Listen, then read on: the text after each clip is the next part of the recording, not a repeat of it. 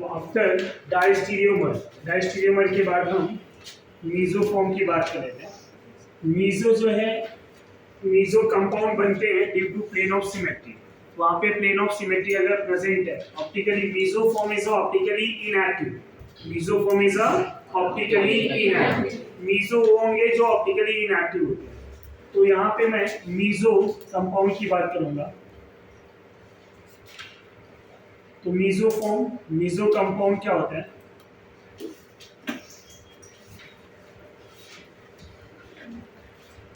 तो meso compound क्या होता है स्टूडेंट?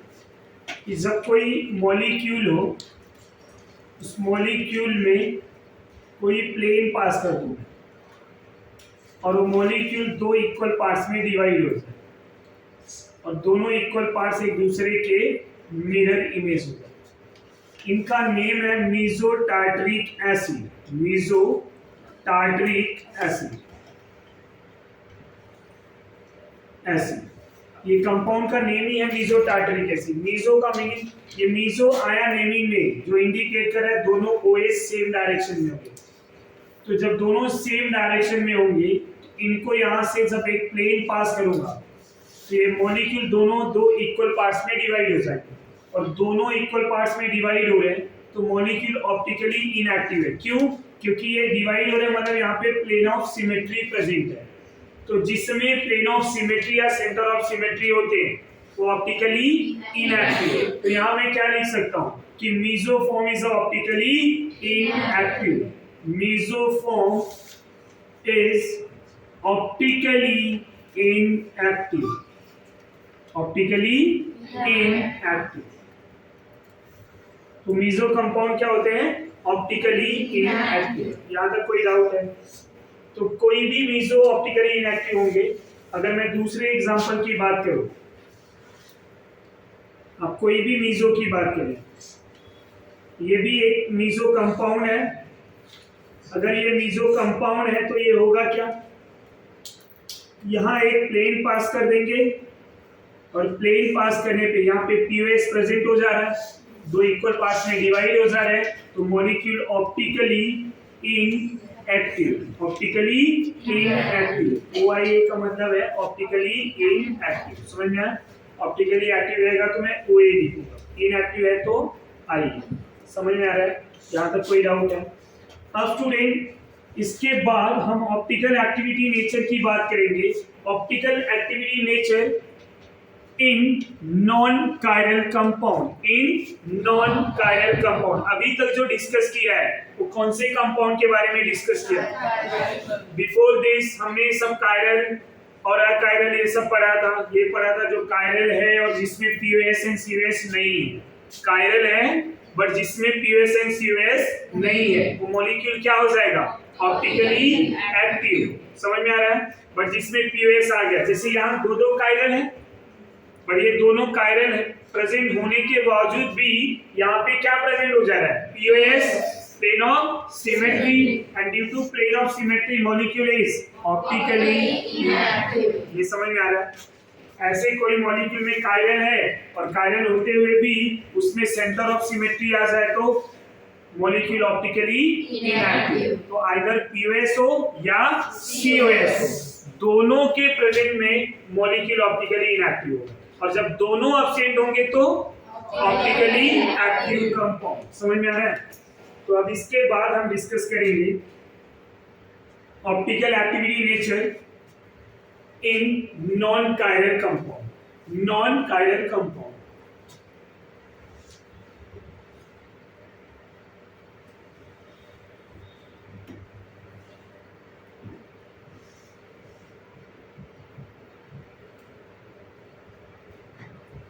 Non chiral compound. अब नॉन कायरल कंपाउंड की अगर मैं बात करूं तो ऐसे सेम हमने जीआई में भी डिस्कस किया था, रिमेंबर? तो इनमें सबसे पहले मैं बात करूंगा क्यूमिलीन की। अब स्टूडेंट क्यूमिलीन के बारे में आप फेमिलियर है। क्यूमिलीन क्या होता है? when two or more adjacent double bond, two or more adjacent double bond। मैं यहाँ पे डायरेक्टली उन क्यूमिलीन की बात करूंगा जो ऑप्टिकल आइसोमर देगा। समझ में आ रहा है? अब जीआई में इतना हमने डिस्कस किया हुआ है कि जब दो एडजेसेंट डबल बॉन्ड होंगे तो अब एक जो है अगर प्लेन में है, sp2 की वजह से ये प्लेनार हो गया, दूसरा जब डबल बॉन्ड आता है एडजेसेंट वाला तो प्लेन के परपेंडिकुलर हो जाता है, ये बताया था। क्या अब ये प्लेनार है? नहीं। अगर प्लेनार होता तो इट में बी पीओएस, और पीओएस होता तो optically inactive. Getting my point? अब यहाँ पे दो एडजेसेंट डबल बॉन्ड है, क्या ये प्लेनार है? नहीं, ये प्लेनार है बट ये प्लेन के परपेंडिकुलर। तो ऐसे केसेस में ना तो इसमें पीओएस होगा ना तो सीओएस, और due to absence of POS and COS molecule is optically active in nature. Getting my point? अब दूसरा कंडीशन ये, अगर मैं इसको ए मानूं, इसको बी मानूं, इसको सी मानूं, इसको डी मानूं, तो एक कंडीशन फॉलो होना चाहिए। कौन सा वाला? ये सिमेट्री ना हो तो A do not equal to B and C do not equal to D। अगर ये कंडीशन फॉलो करेगा तो ये ऑप्टिकली एक्टिव होगा। क्या होगा? Optically active. बट स्टूडेंट, अगर ये दोनों मिथाइल हो जाए या दोनों हाइड्रोजन हो जाए तब क्या ये ऑप्टिकली एक्टिव होगा? नहीं। तो ये कंडीशन भी ध्यान देना, A do not equal to B and C do not equal to D, जो सेम टू सेम आपने कहाँ पे डिस्कस किया था? ज्योमेट्रिकल में। समझ में आ रहा है? तो ये कंडीशन फॉलो होना चाहिए। क्यूमिलीन तो ये भी होते हैं, बट ये जो क्यूमिलीन है यहाँ A equal to B and C equal to D होते हैं। इस क्यूमिलीन का नेम है अलीन। समझ में आ रहा है? अब यहाँ ये दोनों आइडेंटिकल हो गए, क्या ये ऑप्टिकल एक्टिविटी शो करेगा? नहीं। अगर ये दोनों डिफरेंट होते तो ये ऑप्टिकल एक्टिव बना सकता था। तो ये ऑप्टिकली इनएक्टिव कंपाउंड है। क्या है? Optically inactive. तो अगर क्यूमिलीन में इवन क्यूमिलीन है, क्यूमिलीन में इवन क्यूमिलीन है तो प्लेन के परपेंडिकुलर होगा, दूसरा वाला बॉन्ड क्या हो जाएगा? प्लेन के परपेंडिकुलर। तो ऐसे में ना तो पीओएस शो करेगा ना तो सीओएस, तो मॉलिक्यूल ऑप्टिकली एक्टिव। ये एक पहला कंडीशन। दूसरा कंडीशन ये दोनों भी सेम नहीं होने चाहिए। समझ में आया? तो even cumulene gives optical activity if A do not equal to B and C do not equal to D। समझ में आ रहा है? Even cumulene gives optical activity।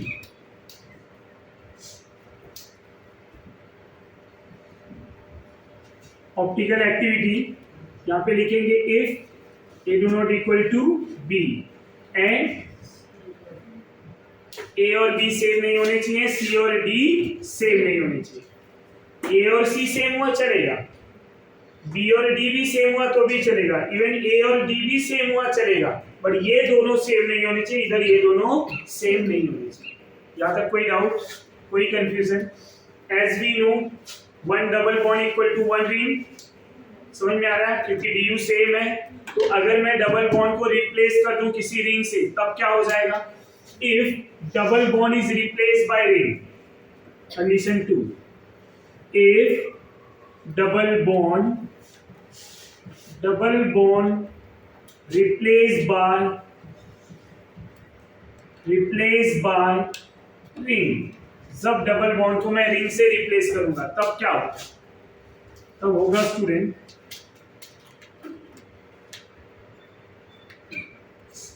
Structure कुछ इस तरह से,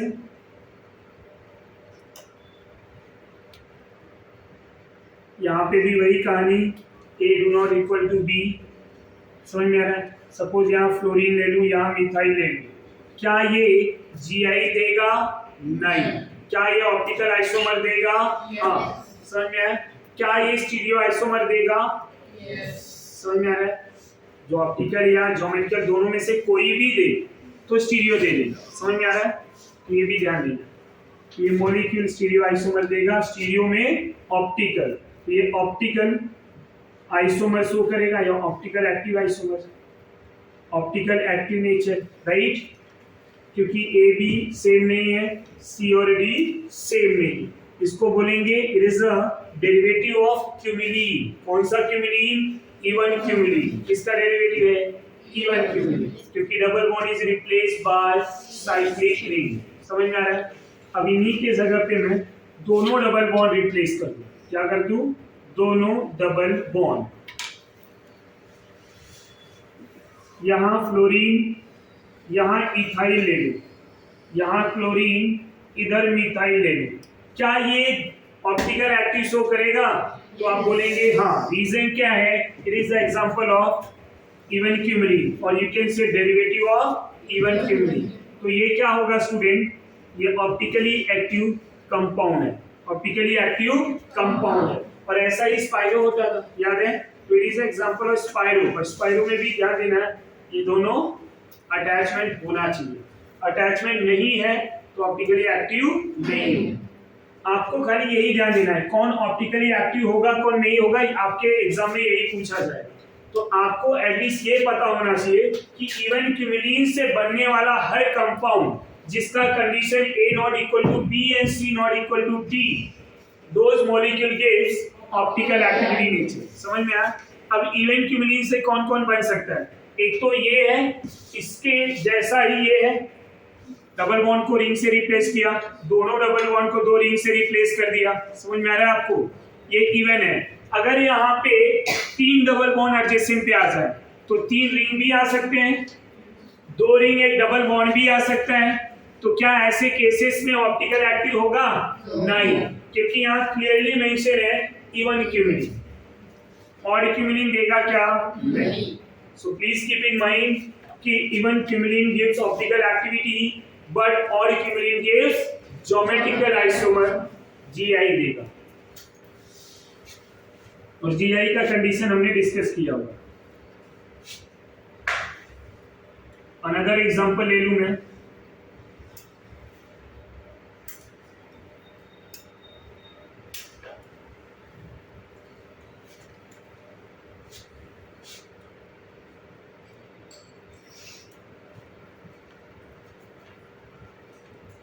क्या ये ऑप्टिकल एक्टिविटी शो करेगा?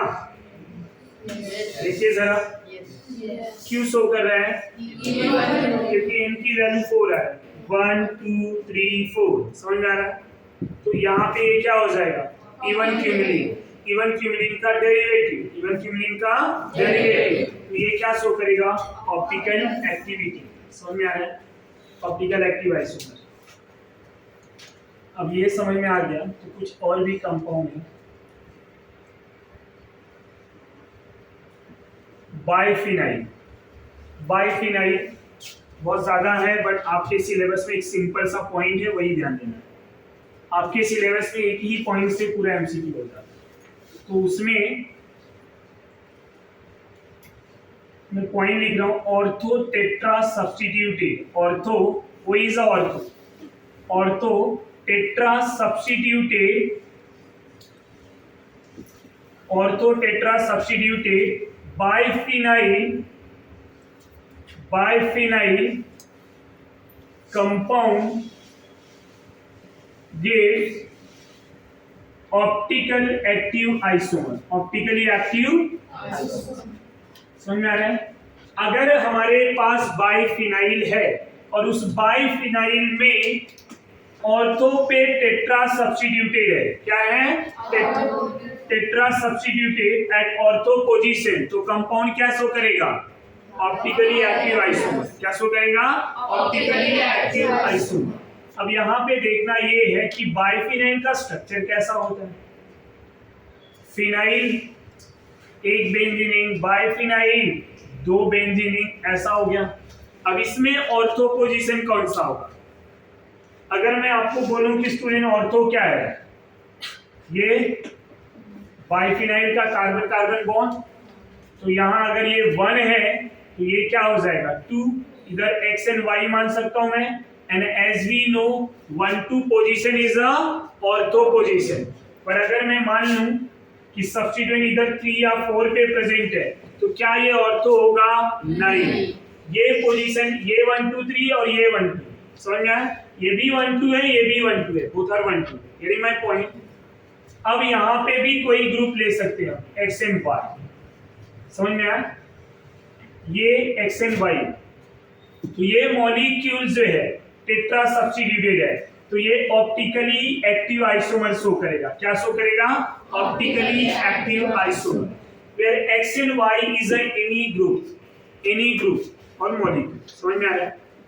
यहाँ खाली हाइड्रोजन नहीं होना चाहिए, हाइड्रोजन एटम नहीं होना चाहिए, हो जाए बहुत हाइड्रोजन। यहाँ थोड़ा बल्कि ग्रुप होगा तो होगा क्या, अगर मैं यहाँ पे ऑर्थो के पोजीशंस पे कोई ग्रुप नहीं रखूं तो as we know carbon carbon bond freely rotated, वो फ्रीली रोटेट करेगा इनफाइनाइट रोटेशन पे। समझ में आया? जब इसके रोटेशंस को लॉक किया जाएगा, यहाँ पे दो ग्रुप, यहाँ पे दो ग्रुप, जब चार ग्रुप आ जाएंगे इधर पोजीशंस पे तो इनका रोटेशन क्या हो जाएगा? लॉक हो जाएगा। Restricted rotation between carbon carbon bond due to ortho substituted.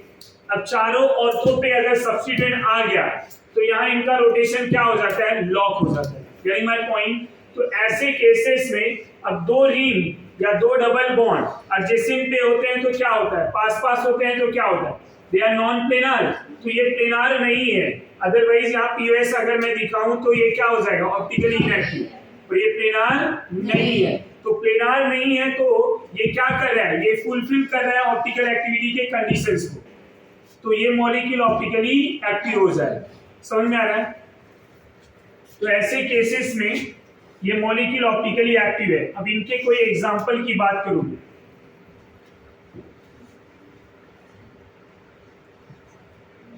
अब एक्स एंड वाई की जगह पे आप कोई ग्रुप ले लीजिए। इधर सपोज मैंने COOH ग्रुप ले लिया, यहाँ SO3H ग्रुप ले लिया, इधर भी COOH, इधर भी SO3H, तो ये कंपाउंड ऑप्टिकली एक्टिव दे देगा।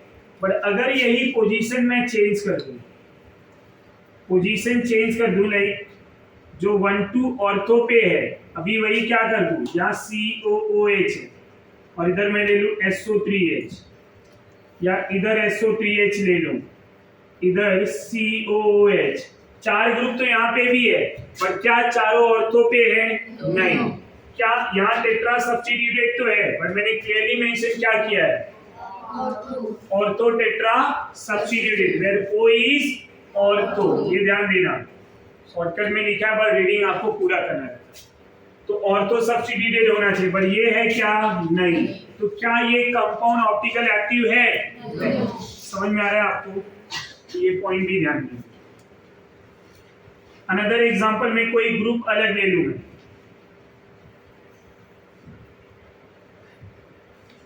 यहाँ NO2 ले लूं, यहाँ SO3H ले लूं। ऐसे टाइप का एग्जांपल मैंने आपके IUPAC में भी दिया, समझ में आया? अपने बुकलेट में भी है। तो अब ये कंपाउंड ऑप्टिकली एक्टिव है या नहीं? कंपाउंड इज ऑप्टिकली एक्टिव, ये कंपाउंड ऑप्टिकली एक्टिव है। तो बाइफिनाइल ऑप्टिकली एक्टिव कब होगा स्टूडेंट?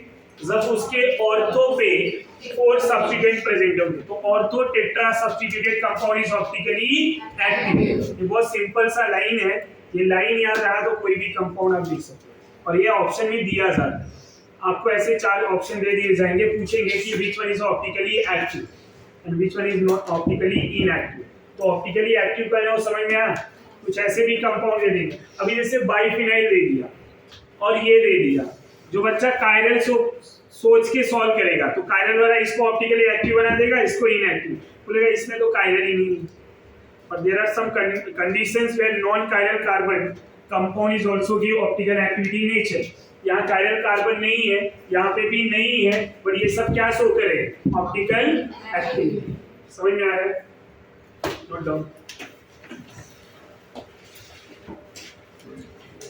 Now, अब जितने भी टर्म यूज होते हैं ऑप्टिकल एक्टिविटी के लिए वो सब डिस्कस कर लिए। अभी जो डिस्कशन रिमेनिंग है ऑप्टिकल एक्टिव के लिए वो ये है कि how to calculate the number of optical active isomer. आप number of optical active isomer कैसे कैलकुलेट करेंगे और कितने ऑप्टिकल एक्टिव आइसोमर होंगे। आपने जीआई के लिए फॉर्मूला पढ़ा था, याद है? फॉर्मूला याद है? पूछ ले एक बार। अगर टर्मिनल ग्रुप सेम है और n की वैल्यू डिफरेंट n की वैल्यू इवन नंबर है, तो how to calculate number of GI? 2 raised to n power n minus 1 plus n by 2 minus 1, और अगर यही n की वैल्यू ऑड हो जाए तो 2 raised to n minus 1, आगे plus 2 raised to n minus 1 by 2। Similarly यहाँ पे भी वैसे ही calculation of number of optical active isomer, और यहाँ पे मैं बात करूंगा ऑप्टिकली एक्टिव, ऑप्टिकली इनएक्टिव और मेसोफॉर्म सबके लिए। तो यहाँ पे मैं लिख रहा हूँ calculation of stereo isomer, calculation of stereo isomer.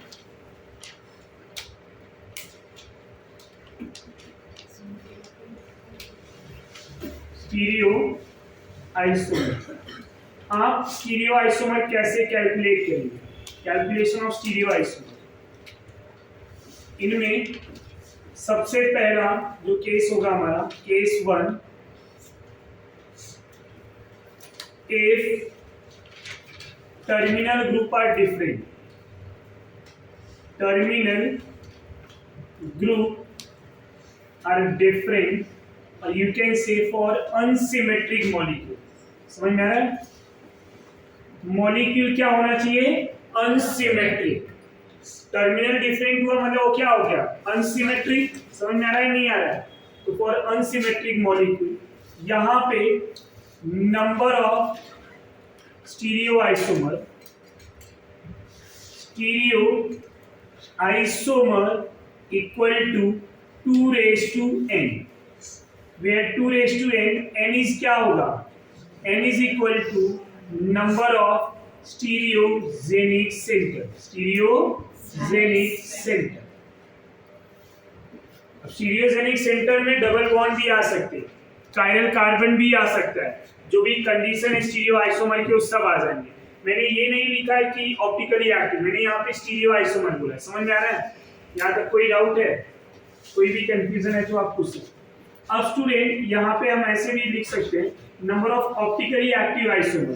तो अगर if n is equal to number of chiral carbon, number of chiral carbon, n मेरा नंबर ऑफ कायरल कार्बन है, तो number of optically active isomer, number of optical active isomer, number of optical active isomer equal to 2 raised to n, यही same हो जाएगा। समझ में आ रहा है? बट वो डबल बॉन्ड नहीं रहना चाहिए वैसे। अगर पूरे कायरल है तो डायरेक्टली वही फॉर्मूला, और ये क्या है? अगर डबल बॉन्ड भी है तो स्टीरियो आइसोमर ये है।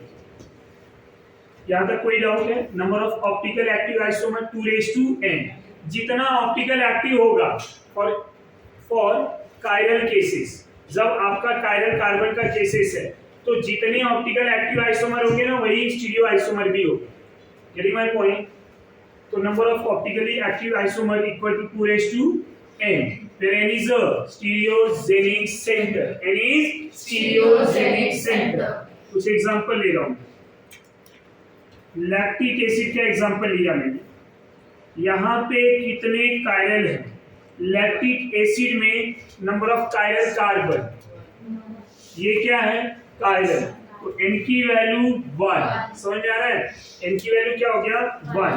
अगर मैं आपसे पूछूं कि number of optically active isomer, तो ऑप्टिकली एक्टिव आइसोमर क्या हो जाएगा?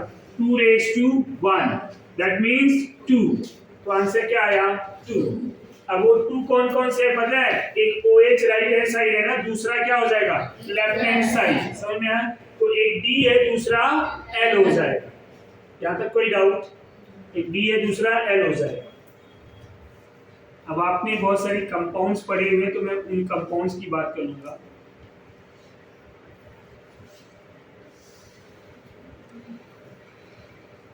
चलो बताओ कौन सा कंपाउंड है ये? बोलिए जरा।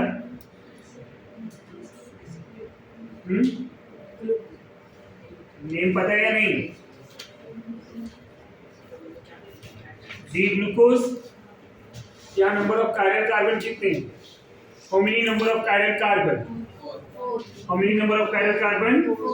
1 2 3 4।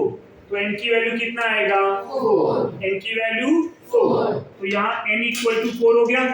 n इक्वल टू 4 समझ में आ रहा है? अब अगर मेरा n की वैल्यू 4 है तो substitute the value of n in a formula, क्या हो जाएगा? 2 रेज टू 4। Total answer 16। अब 16 टोटल आइसोमर है। अगर मैं आपसे यहीं पे क्वेश्चन चेंज कर दूं कि D कितना L कितना, तो 50% D 50L ना, तो 16 में क्या हो जाएगा? 16 is a total isomer 8D8L। Getting my point?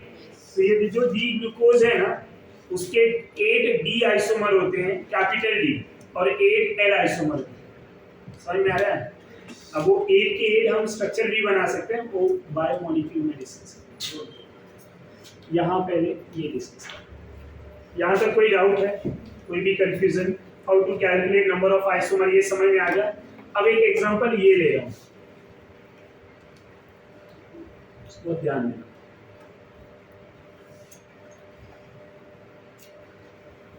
How many optical active isomer? How many optical active isomer?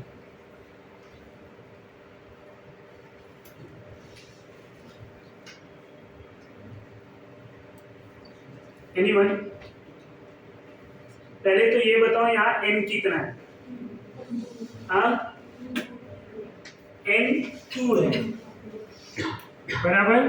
n तो मैं 2 मानूंगा, पर अगर मैं पूछूं कि n फॉर ऑप्टिकली एक्टिव कितना होगा, ऑप्टिकली एक्टिव मॉलिक्यूल के लिए n की वैल्यू कितनी होगी?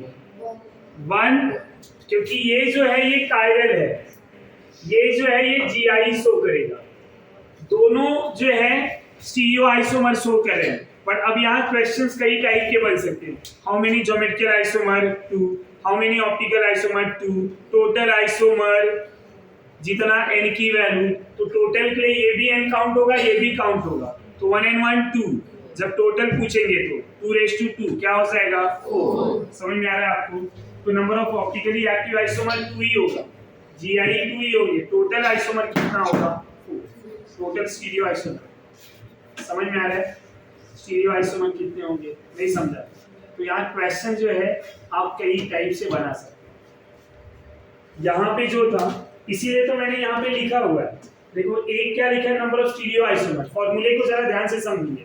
अगर मैं बोलूं कि नंबर ऑफ स्टीरियो आइसोमर कितना होगा, टोटल स्टीरियो आइसोमर, तो आपका आंसर आएगा 4। नहीं समझा? अगर मैं आपसे पूछूं स्टूडेंट की number of optically active isomer, तो यहाँ पे n मेरा क्या होगा? कोई कायरल कार्बन, n की वैल्यू 1। क्या डबल बॉन्ड वाला कायरल को मैं ये डबल बॉन्ड को कायरल मान लूंगा? नहीं ना। यहाँ ऑप्टिकल एक्टिविटी होगा क्या? नहीं। Getting my point? This is the reason. तो वहाँ पे ऐसा होता है। GI की बात करेंगे तो ये आ जाएगा, ऑप्टिकल एक्टिविटी के लिए ये काउंट करेंगे। पर अगर मैं ओवरऑल n की बात करूं तो टोटल n की वैल्यू कितना? 2।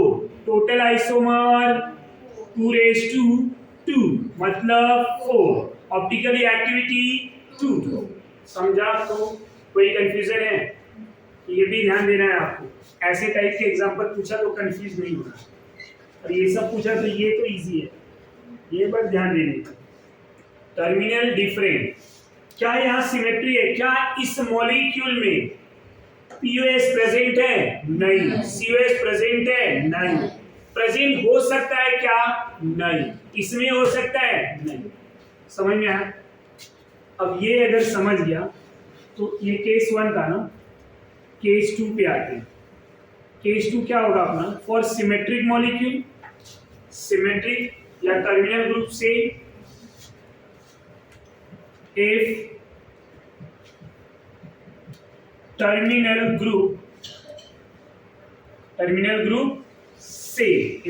ग्रुप से अगर टर्मिनल ग्रुप सेम हो गया तो यहाँ पे 2 केसेस लेंगे। A n is equal to even,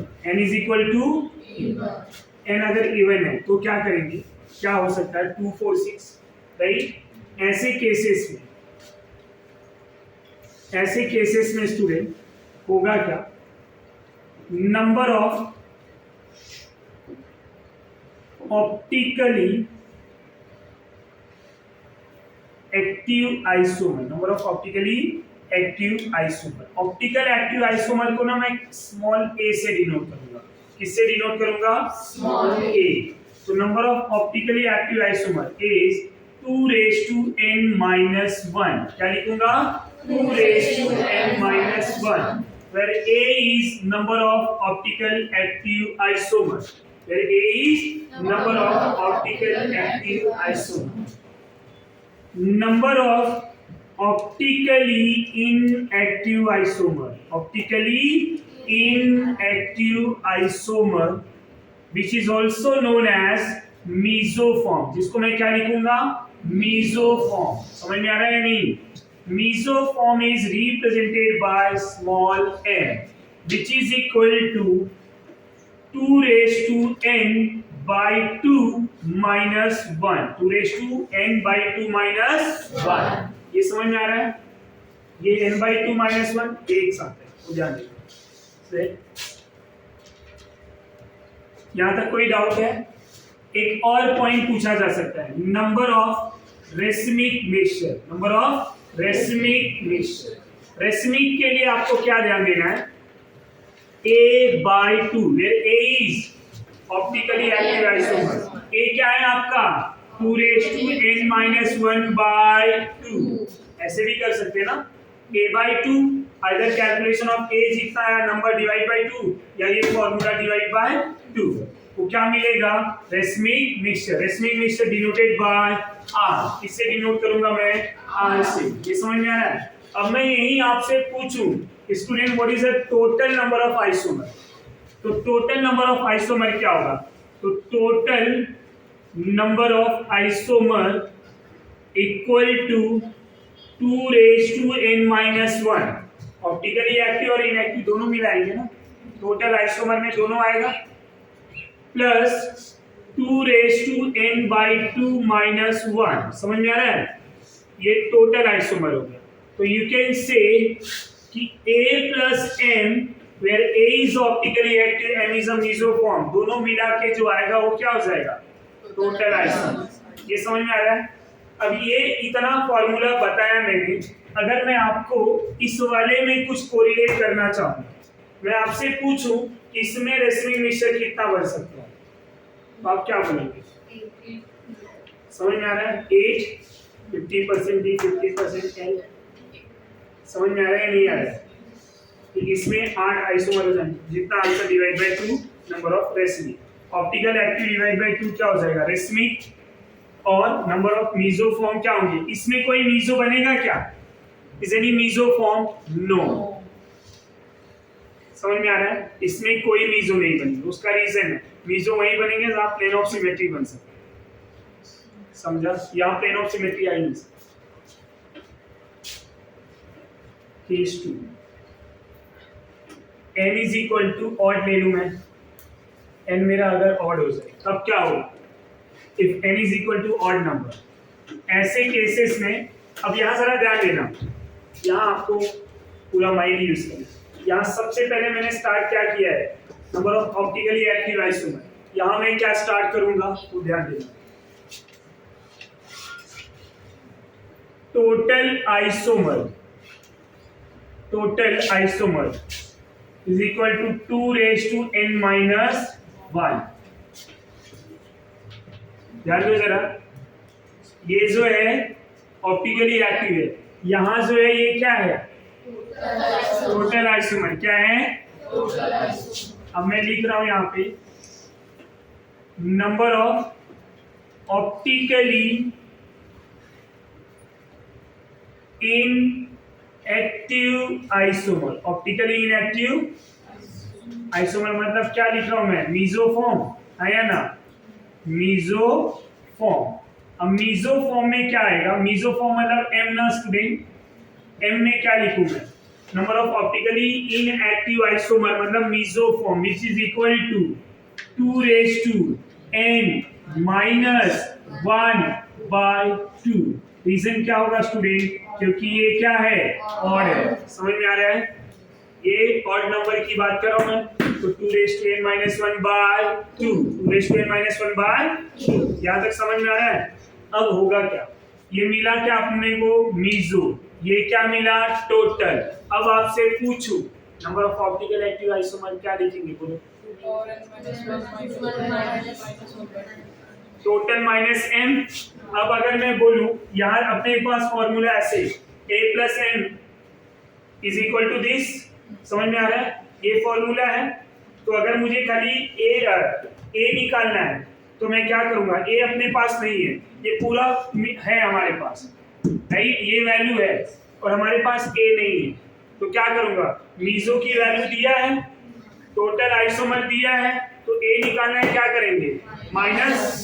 तो यहाँ पे क्या करूं मैं, number of optically active isomer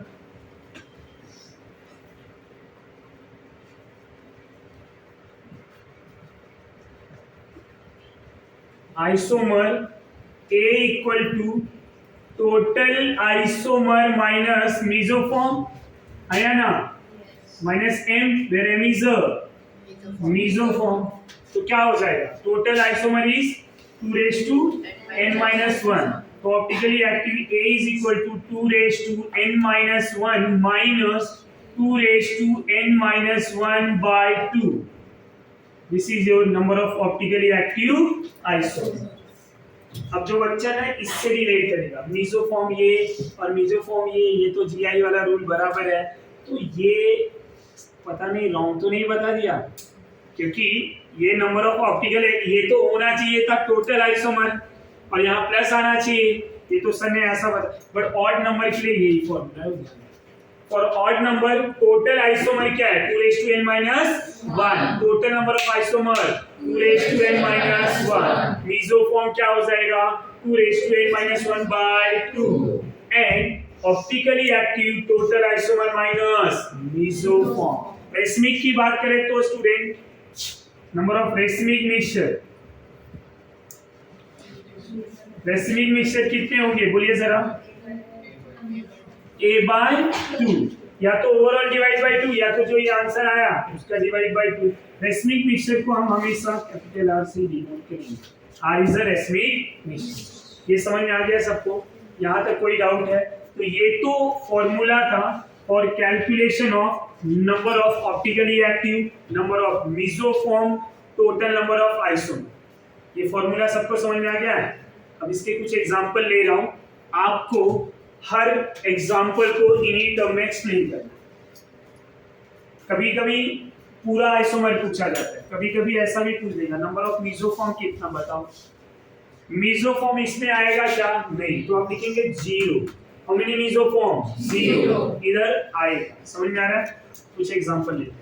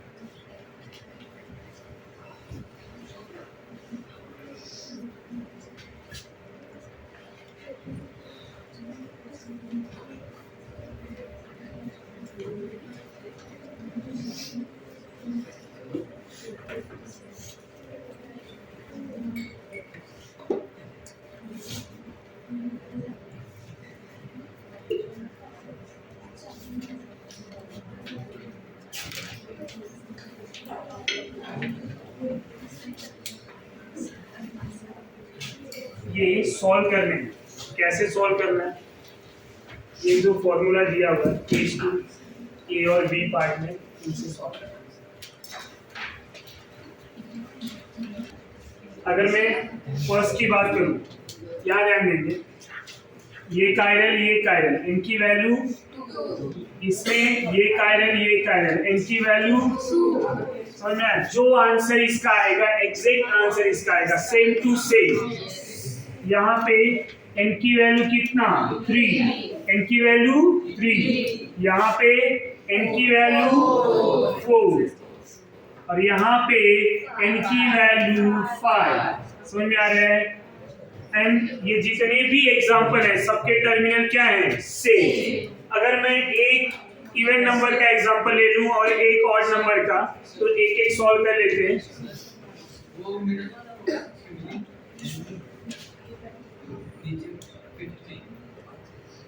side के दो ग्रुप सेम ही है ना। ये मिडल वाला कायरल है, pseudo chiral. Pseudo chiral chiral में आएगा सूडो कायरल। तो अगर मैं दूसरा एग्जांपल को सॉल्व करूं पहले तो दूसरे में ऐसा दिया हुआ है ना COOH COOH, इधर OH, यहाँ पे भी OH, n की value 2, number of optically active A is equal to क्या है 2 raised to n minus 1 मतलब 2 raised to 2 minus 1 to the power 1 मतलब 2। ऑप्टिकली इनएक्टिव मीसोफॉर्म क्या होगा 2 raised to n by 2 minus 1 मतलब 2 by 2 ना minus 1 तो 1 minus 1 मतलब 0 to the power 0 मतलब 1। Total isomer A plus n is equal to 2 plus 1 3। Racemic की बात करें A by 2 1। ये समझ में आ गया? अब एक जो है और का ले लेते हैं। अब आप बोलो 3 वाला सॉल्व करना है या 5 वाला? 5। मुझे पता था यही बोलने वाला। अकेले लोग